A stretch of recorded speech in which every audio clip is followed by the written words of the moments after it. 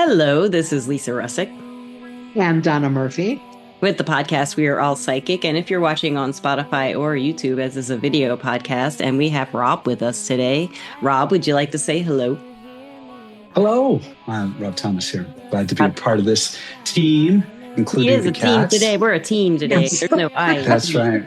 So, Rob, we do have a question for you right away. Do you think that we are all psychic? I think we all are. And I do. And I think that as we get more into my book, I'll reference that perhaps more than I normally do. But yes, I think we all are. That's great. I love it. How did you get there? What made you find that answer for yourself? I think that I think we all have impressions every day. I saw a number, I think it's like 30. We make 32,000 choices every single day. And as we go through our life, about left, right, sit down, stand up. And a lot of the things we do, we just think, I should do this. And we do it. And sometimes we feel like, I should talk to that person. Sometimes we feel like, I shouldn't talk to that person. In fact, I should hide from that person. Yes, what is that? Sometimes that person is our boss. We either look at him as our agent of success or our agent of doom, Yeah. And so I think that we have lots of impressions, and I think we get those from different sources. I think it can be ourselves, but I also think that this is part of how we've evolved, and this ability to get information because we want to be successful and we want to survive on this planet. And I think this ability to receive these impressions is part of how we can be successful and allows us to be successful. So that's great. And I love this. You echo so many of the male perspectives on this podcast. So many men find the psychic abilities to be an advantage, the skills to be an advantage. And most women, we've noticed, like all their lives, they're trying to hide it. Not all of them, but most of them, they didn't want to acknowledge that side of themselves. A lot of the men on the podcast say, whoa, what can I do now? I got to make my life better. I love that. I love that difference. I wonder why it's there. It's interesting. But well, I will add as just another point. I don't think a lot of people either understand it or feel comfortable with it. So when I'm introducing myself, it's not the thing I lead with. Okay? No, So, in fact, I think most people would be that. surprised to hear what I've said so far, and maybe some of the other stuff we talk about on the podcast. I try and be true to whatever audience I'm dealing with, and I think most people either are uncomfortable with it or may not even understand it, and so I may not bring it up. So, well, let's bring it up. Let's start there. Bring it up, man. Let's do it. Let's bring it up. So I'd love to start with your book. Let's go. So, listeners, he wrote this awesome book, and if you watch my promotion for this, I talked about it a little bit. He teaches us. There it is, wordless connection, deepen intimacy without saying a word, even if you're married. Not even if you're married, listeners. Which seems sometimes hopeless if you've been in a long-term relationship. You think, well, what is, I thought we were going to land here somewhere. So anyway, keep going. There's no land in love. It's all water. It's all water. There we go. So what happened to you? What happened to you to write this book? And tell us about that. Actually, I think that this idea had kind of been sitting with me for a while, but I think anybody who's in a long-term relationship, and in fact, because of this book, I've done really a lot of research, which is in the book, to highlight, a lot of people in long-term relationships often kind of lose the thread of why they got into that relationship. They may still, and it's not like there's any dysfunction or problem. They may care for the person, but why did how did this happen?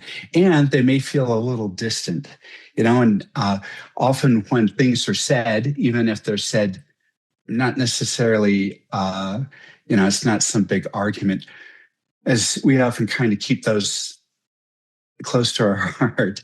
And so this kind of fosters this distance. And I started looking at how I might maybe overcome that. Yeah. I was in a phase with my relationship where I had been doing a lot of reading and listening to podcasts, and my partner, my wife, um, you know, I am a good talker and maybe an over talker. I am too. And so, the first step in solving the problem is admitting it, right? Anyway, so I haven't admitted not really. so as I went through this, I just felt like, so many of the solutions, so many of the books, and I really think many of the books have great advice, like Sue Johnson or, the Gottmans. And so I really value that. But a lot of their stuff is for dysfunctional relationships, and maybe not just for the daily interaction that still seems to be very challenging. So as I listened to this, finding the right words at the right time and saying them the right way, man, it all seems like spaghetti, That's I a good couldn't way to put it. quite get it right. And, and, I think our partners are not necessarily difficult audiences, but maybe they've heard all our jokes before, I know. And so Yeah. so it's just, so there's a connection there. Anyway, part of my background and my business is I'm a business consultant, and I work with organizations going through change. And as I work with the company, we outline what I'm going to be working with them on and so forth. And as I follow this map, and I've got my team, and we're moving forward. Once in a while, even the best laid plans that even the management of the company want, somehow we're just not getting traction. And it's things aren't working out, and so something that I do sometimes is that I will get my team together and I'll make a list of everything we're doing, and it's really kind of according to this map that we already have in place. But because it's not working, I just stand up there and I say, okay, what's the opposite of this? And then we make a list of everything that we're doing. And truly, it's just the exact opposite. It's often illogical, may not even make sense. And I say, okay, for the next week, we're doing this list, not this list. Right. And we try and do things different. And I have found the few times I've done that, I've been able to get traction. We've been able to and because a lot of times when we're working with an organization, we do need the people to engage us and want to engage us. I mean, we can't just walk in, and so they need to want to kind of buy in, and so that's work. So as I looked at this, talking not working, over talking, maybe not good. I thought, what's the opposite of that? Yeah. And I thought, how about if I say nothing? And so I had done some research in college and had some experiences that I'd noticed where engaging in nonverbal communication was very powerful. And often in making presentations, as much as you're speaking, I noticed that there were times that when I'd pause, the pause would really accentuate what I just said or what I was about to say. And I always noticed that the wordlessness of it actually made it better. And so I started thinking about this process and started looking into what might I do wordlessly with my wife, and to see if I might be able to get some traction. And so that was the kind of the kernel of the idea, is to try and move in that direction. And so that's how I got started. Mm-hmm. I think that's really remarkable. And a couple of the things that you mentioned just resonate so much for me from having a corporate background for many years. And just the idea sometimes of saying, we're not going to keep doing what we're doing. We're going to need to do something, whatever it is, we need to flip it. We need to do something else. That sometimes, if it's not, yours sounds like it was very intentional. Sometimes if it's just a question of let's throw whatever at the wall and see what sticks, that's not always the greatest thing, but sometimes just sometimes just to shake up whatever the routine or whatever the established path See, is. I never would do that. I would only do intentional things. That's a joke. No, believe me. Sometimes he's a I good walk talker. into a room and don't know what I'm doing. And who is this guy? So, but the other thing that you mentioned too, and I think this is so interesting, is the idea of what happens, like you said, when you would be speaking and you would pause and you would see what kind of an effect that would have. It's like what they say, isn't that what they say about jazz? Like they'll talk about wonderful, either one very famous jazz musician or maybe some that are very famous and very gifted, that they play the notes between the notes, right? Yeah. So there's what you hear, and then there's what's happening with what you don't hear with your ears, but then there's a whole other dynamic. And that is, so to me, that's just incredibly powerful. And bringing that into the relationship sphere and communication, particularly in an intimate relationship, a romantic relationship, is just, to me, it's just remarkable. My mind's blown. I love it. Oh, good. Yeah. Well, good. Well, thank you. So from what I understand, listeners, in this process, you had figured out that you were going to use affection as a way of communication. Is that right? Right. And this was, yes, affection. And my idea, again, once I decide to do something, I often go to extremes. So I was going to do it without saying anything. So this wasn't like you had no idea. I had no idea, no permit, and no. It's not like, hey, tomorrow at 2:00, I'm going to try this thing. So watch out. I didn't do any of that. I just said, hey, to myself, let's try this. And I talk about a couple of times in the book about things that I did with my wife. And I didn't tell her, partly because I thought, I don't want to tell her in case it fails. Right. You don't have so I don't want to draw attention to it. Yeah. And so if it failed, I go, situation normal. It didn't work out.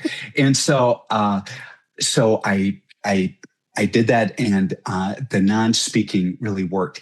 And then one of the things I also noticed is that it gets other parts of your body alert, and it also engages.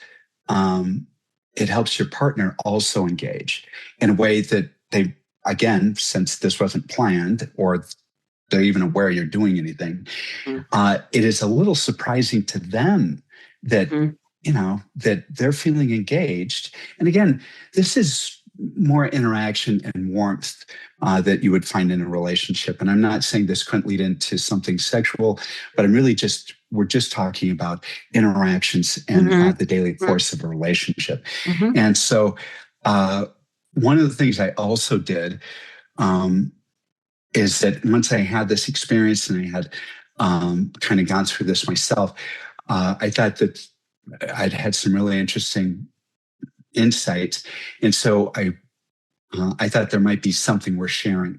And so I did some national research, and I worked with a company that does national research, and we identified couples across the country, and roughly they had to be in a relationship for 2 years. That was the minimum. We didn't want, somebody who just met somebody last Not the honeymoon phase. We don't want that. Yeah. It's it's the beginning of a relationship. So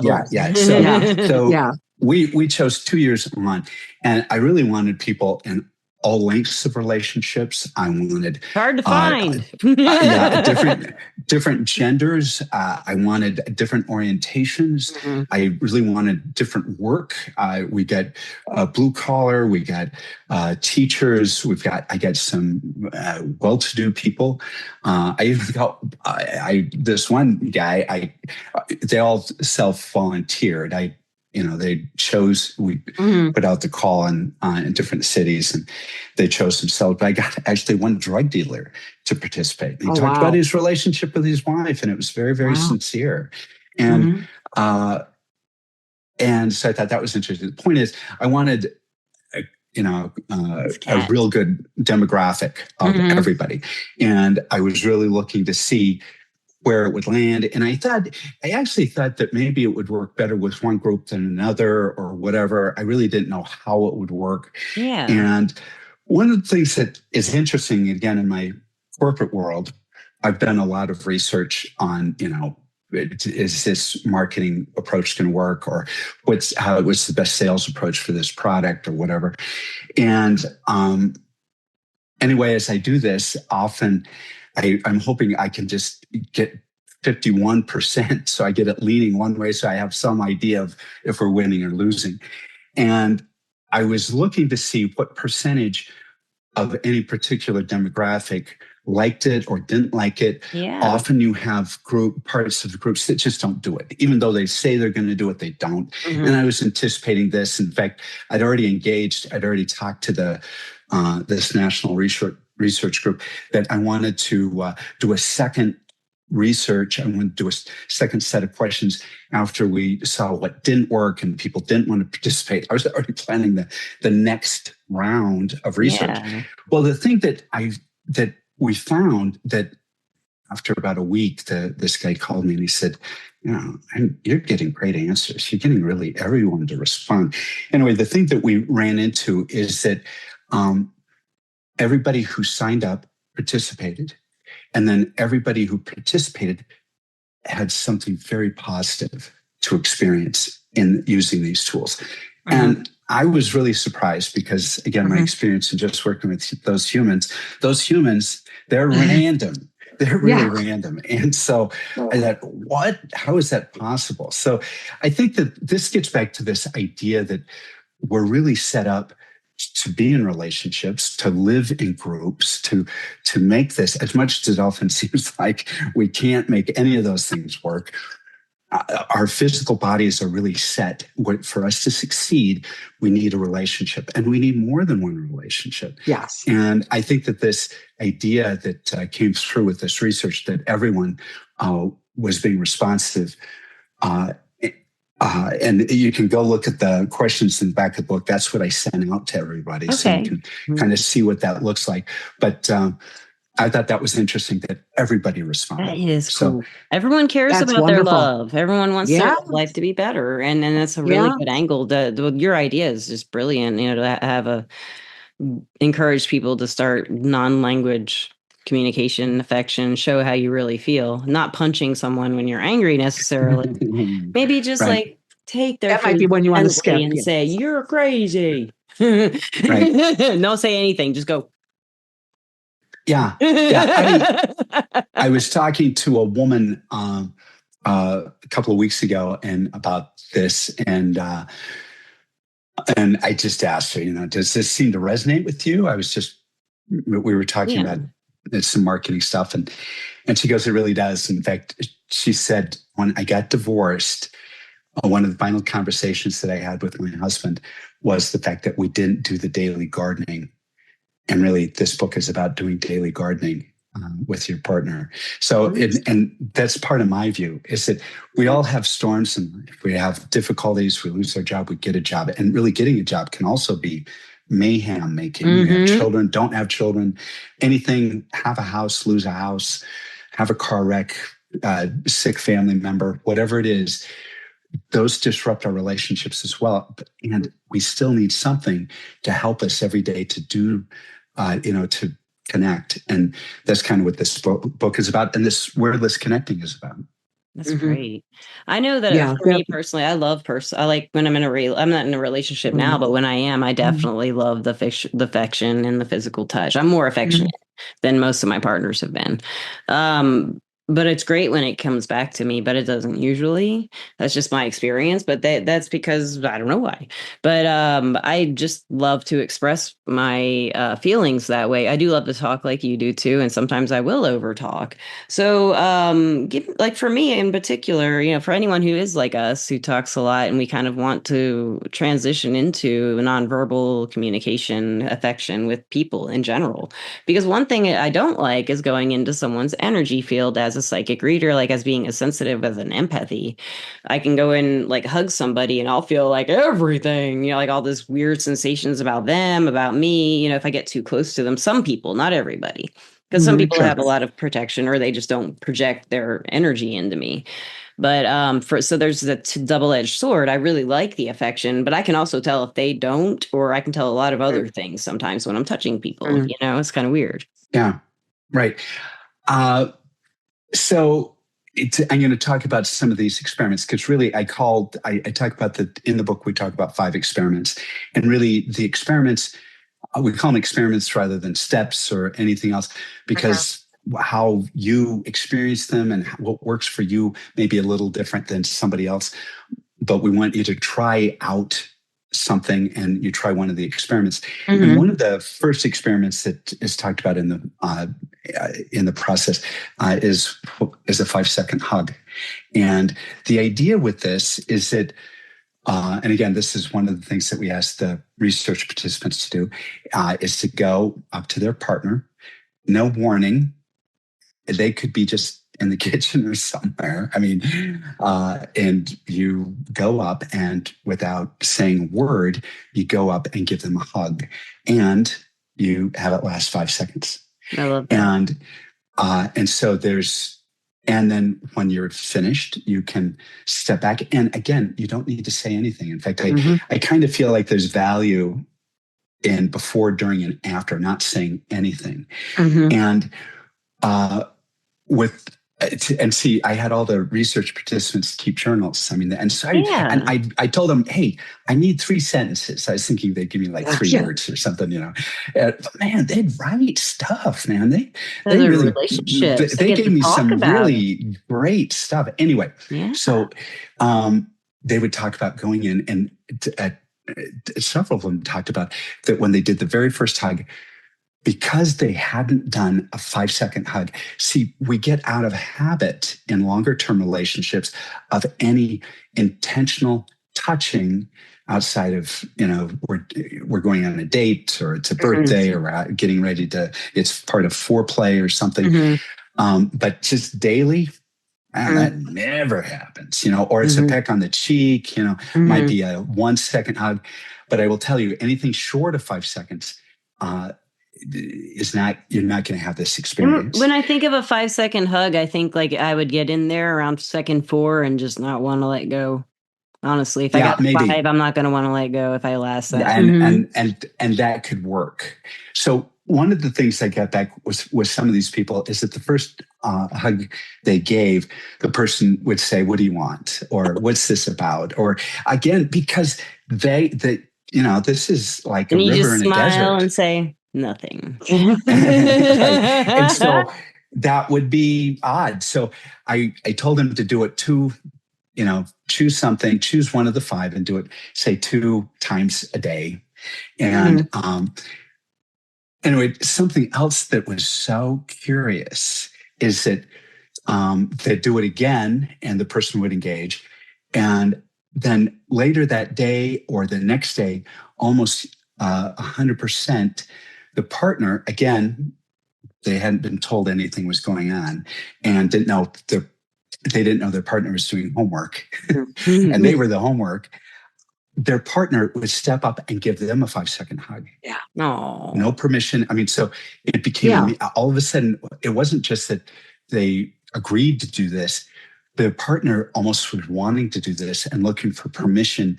And since their partner was setting this up, they would then engage. And so this then became something that they did. And I know some people who do this when one of the partners is leaving the house or coming back, they'll make a point to go give each other a 5-second hug. Now, one of the things that I also want to highlight, again, this is why we evolve, and I talked about our ability to feel and even be psychic, ties into how our body responds. Our body is so in tune to be able to communicate. And so as we hug someone for 5 seconds and it's intentional, what happens now with them and us is that the body has a clock, and actually it's not really a clock, but I go into it in the book. At 5 seconds, you get an endorphin release, you get a serotonin release, all of a sudden, and not in just you, but your partner. So you get this little bump of Oxytocin. You feel, yeah, oxytocin. So you feel cared for, you feel loved, and you feel safe. That's important. And one of the things that I found out during this research is that the reason most people seek long-term relationships is for safety, as well as caring, but we often think it's all just romance. And it really is all about safety. And so we get that reinforcement. And so this happened. This is all humans. It's all humans. And we have receptors for receiving a hug.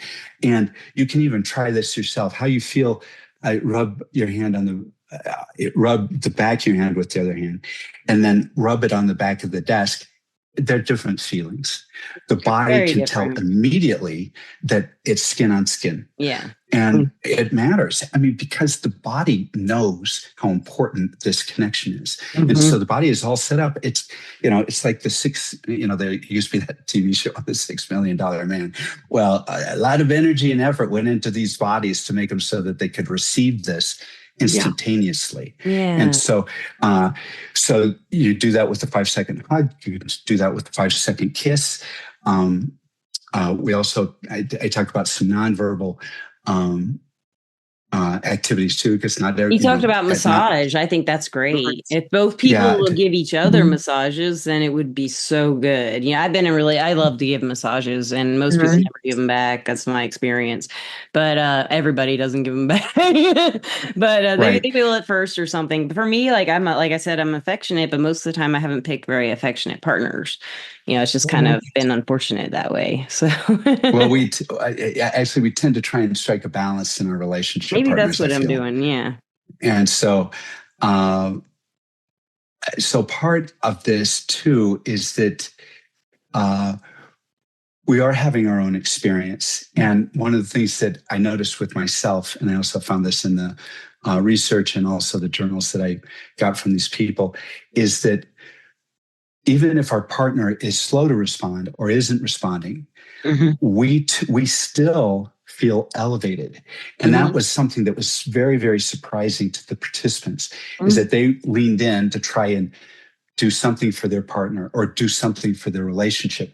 And they came away feeling elevated for having done this. Yeah. So even if your partner I felt great giving massage. I felt great. It didn't bother me they didn't give me one back. I really love doing it more than getting them sometimes. So now I do think as you roll into this, you may want to look at what you can do that is a common point for both of you.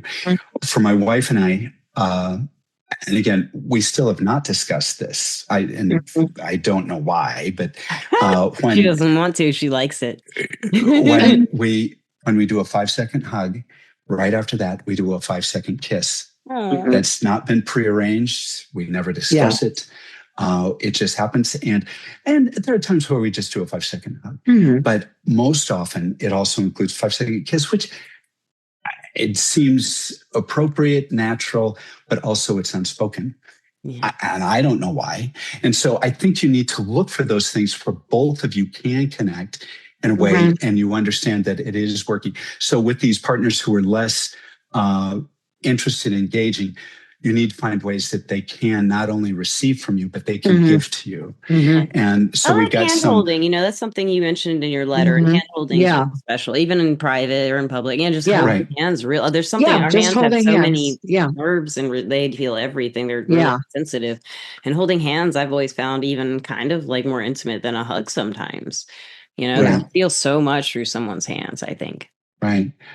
Something that my wife likes is for me to massage her hands. So we'll be somewhere and I might massage her hand. Yeah. And she likes that. So, so I think you need to find out kind of what works. There also are a couple of things that are non-touching, wordless connecting activities. Like what? One is what I'm calling a note of care. And the other is spontaneous act of service. Oh, and the note of care is really like a little 3x5, but a little 2-inch by 2-inch sticky note where you just say something simple. Like, I love that, like a Post-it, something cute. Right. Or even almost, or like a note in an elementary school. Yeah. I mean, in fact, You it love really me? is Yes, check, no, Yes. check, maybe. Yes. that kind of thing. That kind of thing. And it is not a time to apologize. It is not a time to work. I mean, you can do that through notes. I'm just saying that's not this. This is the point, This is to just, show little affection. Yeah. correct. A little picture of a cat or a little dog bowl or whatever. All this is intentional.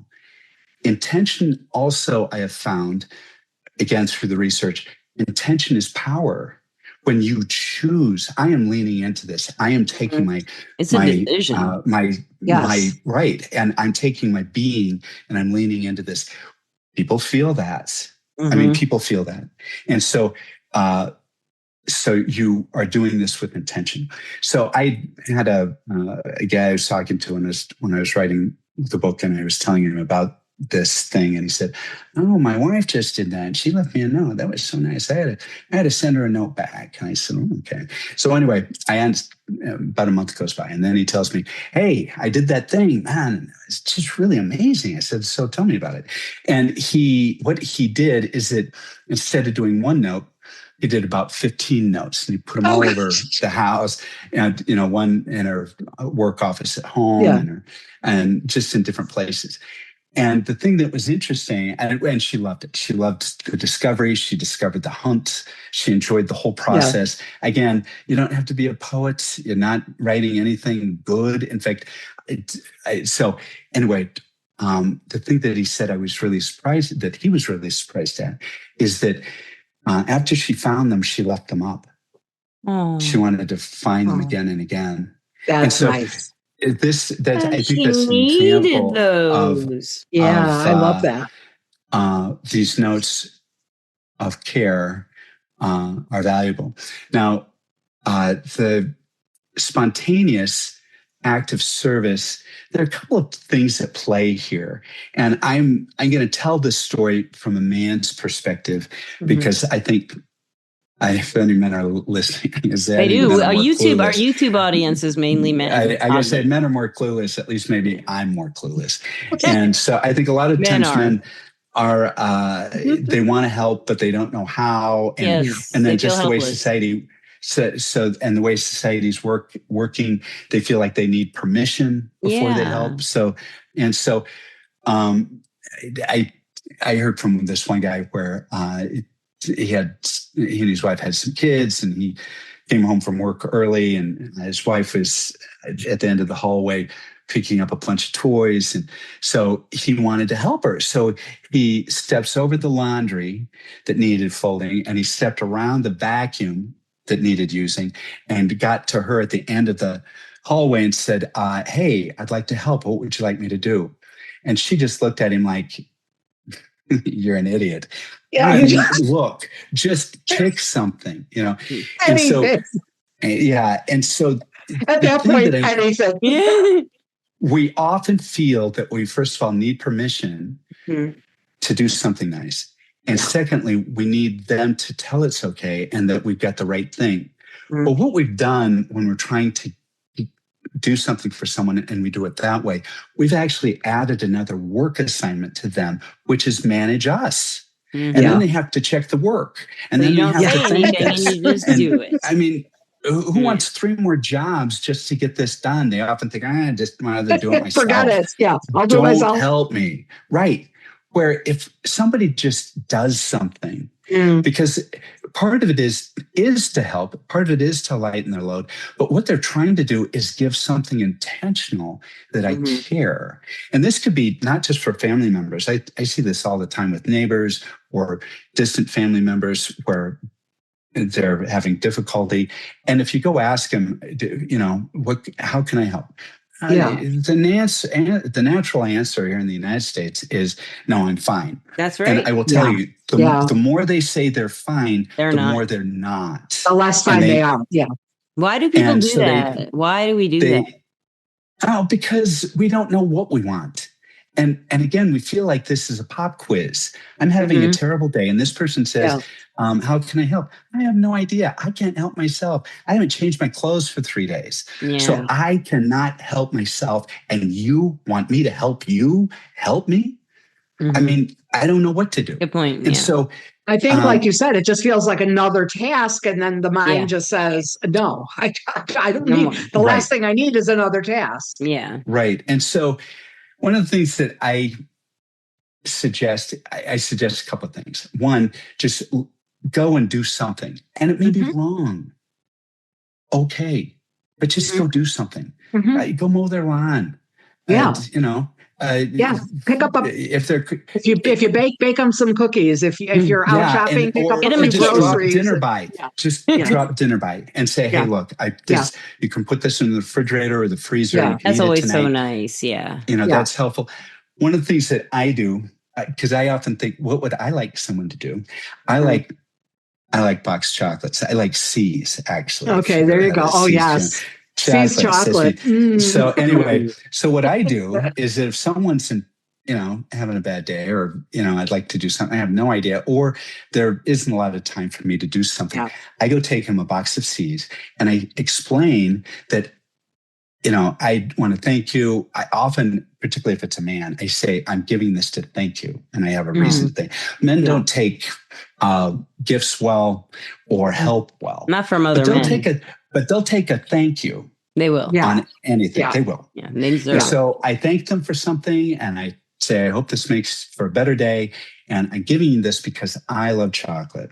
And I don't know if you do, and often I serendipitously find out if they like chocolate. They do. And people love it. I've had no one say no, and I've had no one not enjoy it. And so I would just think of some way that you could do a kindness. It's unexpected. And it's spontaneous. Makes you feel good. It's spontaneous to the receiver. You've been it's spontaneous about for you if you've never done it, though, when your first time and stuff, and hearing it from you, maybe a listener will go do that, and they're like, "Whoa, this is fun," So not at Halloween though, some other day. Do another day. Yes. So I would love to ask you, like, what inspired you to make a book out of this? What made you want to write the book?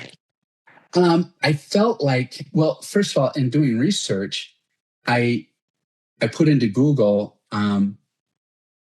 nonverbal communication or nonverbal language, which there is stuff and research.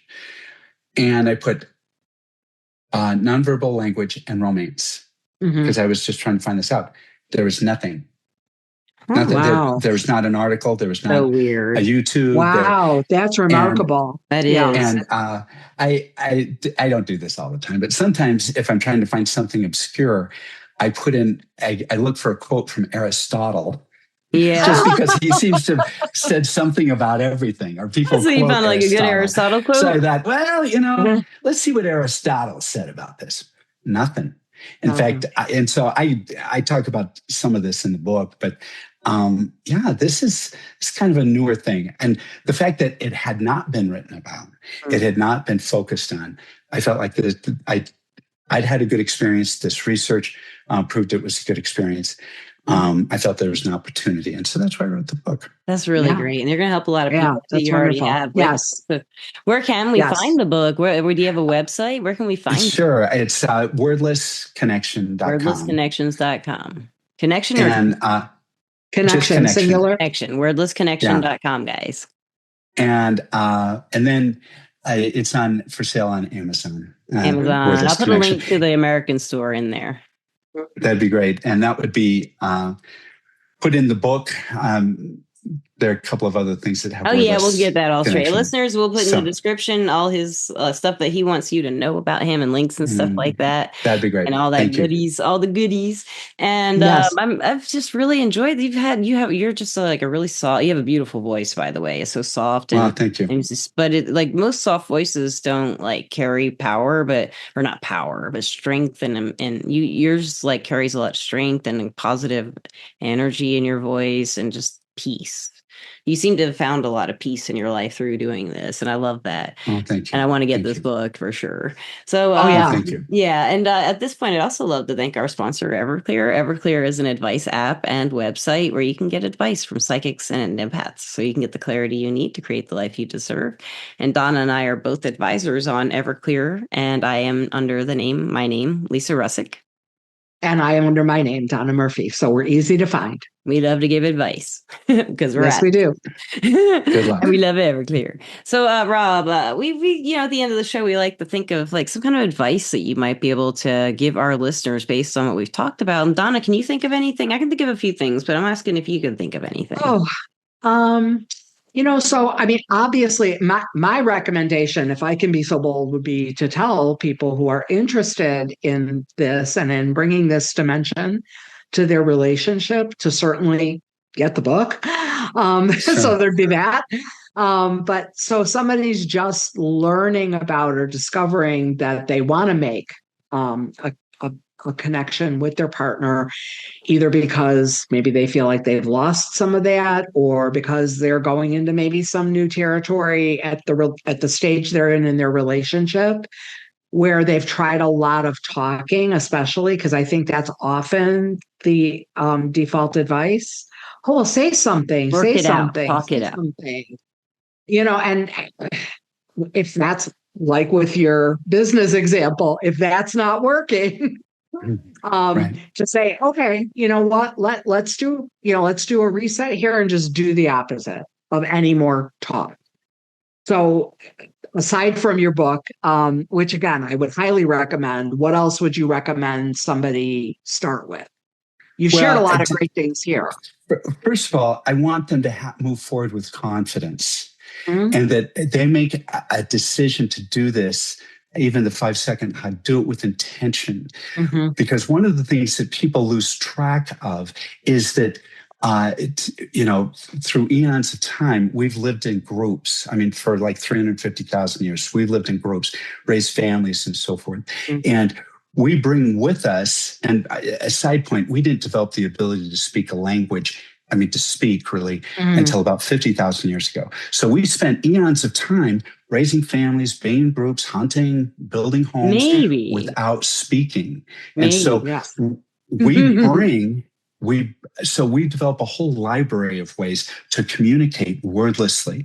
And so we carry abundance with us. We carry this treasure within us. And we often think, oh, I don't have anything to give. We do. You just step into it and do it with intention. And that's really my advice to people, is that we all have it. Actually, you can go to any culture in the world. They all know what a smile is. They all know it. They all know about eye contact. They know what a hug is. They have the universal language of love. Yeah, it's a shared. Yeah, it's a shared human. It's a shared human experience. I'll tell you, human. Yeah, and we bring it from the womb. We bring it from the womb. Babies.